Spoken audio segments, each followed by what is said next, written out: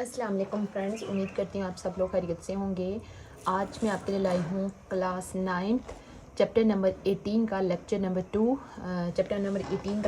2 terms associated with solution formation. इससे पहले हमने इंट्रोडक्शन देखा था इस चैप्टर का कि इस चैप्टर के अंदर हम क्या क्या पढ़ने जा रहे हैं।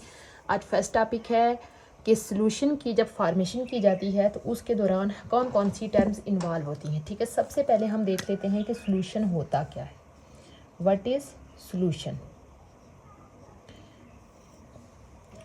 हमने इस चैप्टर के शुरू में आपको याद है हमने पढ़ा था कि प्योर सब्सटेंस होते हैं, फिर इम्प्योर सब्सटेंस होते हैं, कंपाउंड, मिक्सचर, ये टर्म्स हम ऑलरेडी पीछे चैप्टर के अंदर पढ़ चुके हैं। ठीक है, तो सॉल्यूशन क्या है कि होमोजीनियस मिक्सचर, दो या दो से ज़्यादा चीज़ों का होमोजीनियस मिक्सचर, होमोजीनियस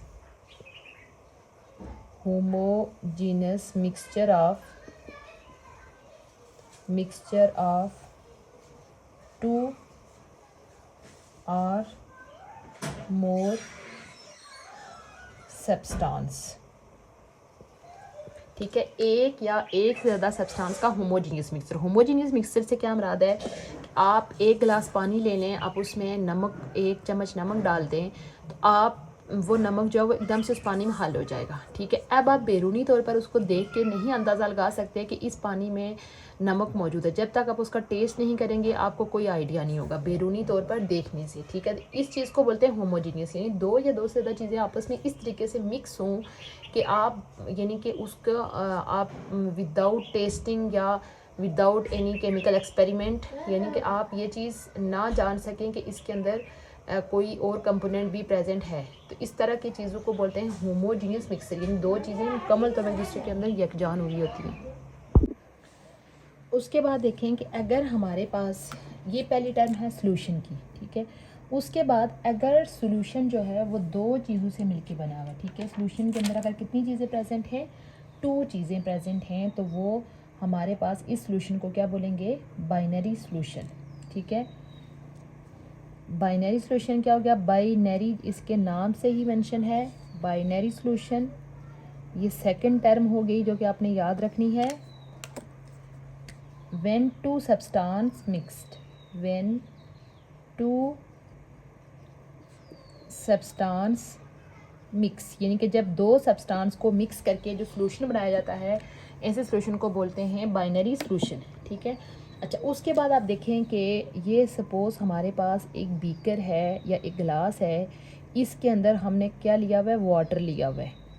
ठीक है, वाटर के अंदर हम यहाँ पे क्या चीज़ ऐड कर रहे हैं, साल्ट ऐड कर रहे हैं। ठीक है, अब सॉल्यूशन बनाते हुए जो चीज़ हम ज़्यादा मिकदार में लेते हैं उसको बोलते हैं सॉल्वेंट।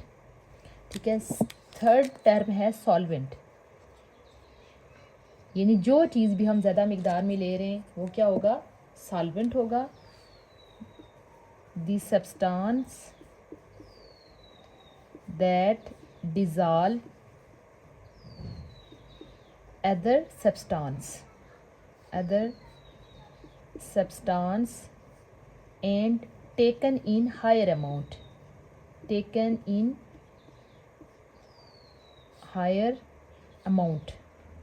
ठीक है, यानी कि एक ऐसा सब्सटेंस जो कि किसी दूसरे सब्सटेंस को अपने अंदर हल करता है और वो हमेशा ज़्यादा अमाउंट में लिया जाता है, वो होता है सॉल्वेंट। जैसे इस एग्जांपल में हमारे पास वाटर जो है वो एज अ सॉल्वेंट काम करता है।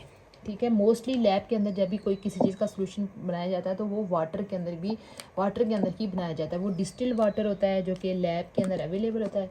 डिस्टिलेशन ऑपरेटर्स होता है जहाँ पे वो साफ़ पानी होता है, तो उसके अंदर ये वाले सॉल्यूशंस को प्रिपेयर किया जाता है। उसके बाद सेकंड टर्म है सल्यूट। ठीक है, जो कि हमारे पास यानी वो सब्सटेंस जो कि दूसरे के अंदर हल होता है। ठीक, और कम उसमें भी लिया जाता है। दी सब्सटेंस that is dissolve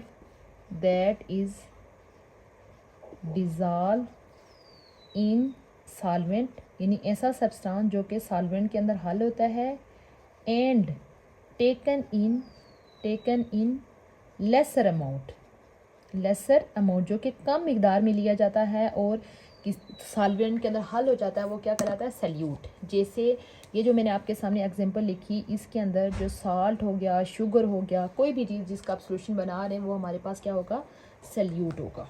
ठीक है, उसके बाद नेक्स्ट टर्म है सैचुरेटेड सोल्यूशन।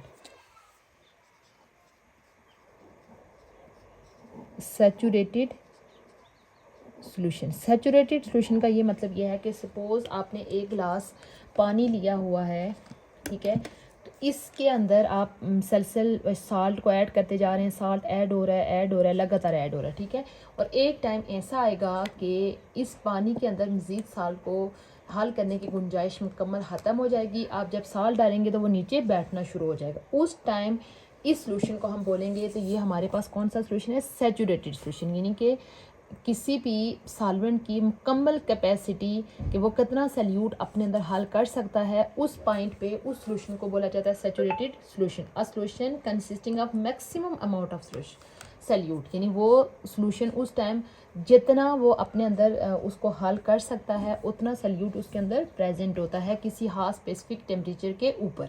ठीक है, ये हमारे पास हो गया सैचुरेटेड सोल्यूशन, यानी जितना पॉसिबल है मैक्सिमम से मैक्सिमम सल्यूट जो कि अपने अंदर वो हल कर लेता है, इसको बोलते हैं saturated solution.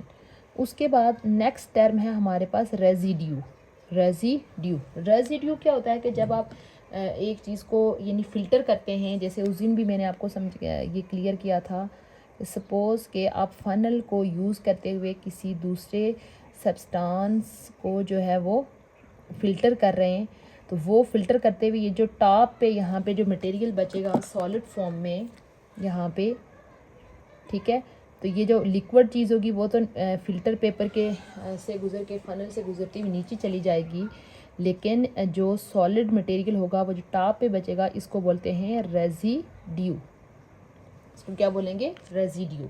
It is substance that remain after filtration on filter paper, यानी कि ये रेजिड्यू वो सब्सटेंस है जो कि फिल्ट्रेशन के बाद फिल्टर पेपर के ऊपर रह जाता है। ठीक है, या किसी एवापोरेटिंग डिश के, या यानी कि एक ये भी रेजिड्यू है, या अलग से आपने कोई डिश ली हुई है, इसके अंदर आपने पूरा जो सोल्यूशन इसको रखा हुआ है, तो जो लिक्विड सोल्यूशन होगा वो एवापोरेट होकर फ़ज़ा में चला जाएगा, तो पीछे हमारे पास जो सॉलिड मटेरियल बचता है ये भी, इसको भी क्या बोला जाता है, रेजिड्यू बोला जाता है। तो ये नेक्स्ट टर्म है हमारे पास फिल्ट्रेट। ठीक है, जैसे अभी मैंने ऊपर बताया कि फिल्ट्रेशन का जो प्रोसेस होता है जिसमें चीज़ों को फ़िल्टर किया जाता है, यहाँ पे अगर हम सपोज़ कि ये देखें फ़नल को यूज़ कर रहे हैं, तो वो जो लिक्विड इधर नीचे जमा होता है उस लिक्विड को बोला जाता है filtrate. It is a liquid और अ सोल्यूशन, यानी कि ये लिक्विड कोई सिंगल चीज़ भी हो सकती है या कोई सोल्यूशन भी हो सकता है जो कि फ़िल्टर पेपर के अंदर से पास आउट होके किसी बीकर के अंदर या जिसके अंदर हम वो फिल्ट्रेशन का प्रोसेस कर रहे हैं वहाँ पे कलेक्ट हो जाता है, तो इसको क्या बोलते हैं, फिल्ट्रेट। ठीक है, ये था हमारा आज का छोटा सा लेक्चर जिसमें हमने यानी कि जब हम सोल्यूशन की फार्मेशन करते हैं तो उसके दौरान कौन कौन सी टर्म्स यूज़ होती हैं उसके बारे में देखा है। उम्मीद करती हूँ आपको आज का लेक्चर अच्छा लगा होगा।